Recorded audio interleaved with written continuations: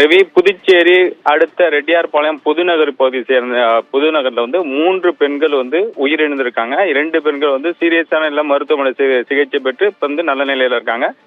இது எப்படி இந்த சம்பவம் ஏற்படுதுன்னா, சுத்திகரிப்பு அந்த கழிவுநீர் சுத்திகரிப்பு நிலையம் அங்க அந்த பகுதிக்கு அருகில் உள்ளது. அதில் ஏற்பட்ட மோட்டார் கோளாறு காரணமாக 3 நாளாக அந்த மோட்டார் இயங்கவில்லை என்று கூறப்படுகிறது. இதனால வந்து அவங்க வீட்டுல வந்து அந்த விஷவாயு வந்து டாய்லெட் வழியாக ஏகிறி அந்த டாய்லெட் போனவங்க வந்து ஒருவராக மயங்கி விழுந்து உயிரிழந்திருக்காங்க. இது சம்பந்தமாக 2 பேர் வந்து சிகிச்சை பெற்று வராங்க.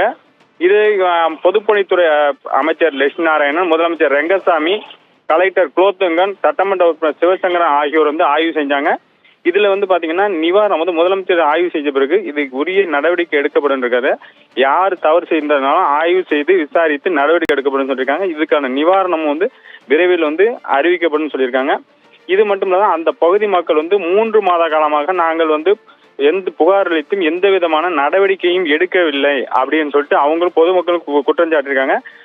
சுகாதாரத்துறை சார்பில் பாத்தீங்கன்னா 100க்கும் மேற்பட்டோர் செவிலியர்கள், டாக்டர் மற்றும் மருத்துவ உதவி அதிகாரிகள், நகராட்சி ஊழியர்கள் வந்து 100க்கு மேற்பட்டு வந்து அந்த பகுதியில் வந்து ஆய்வு செய்து வராங்க. எதனால இந்த சம்பவம் நடந்தது, இது வந்து காரணம் எப்படின்னு சொல்லிட்டு விசாரணை மேற்கொண்டு வராங்க.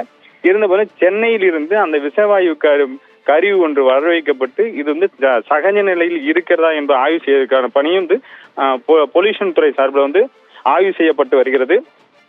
ரவி.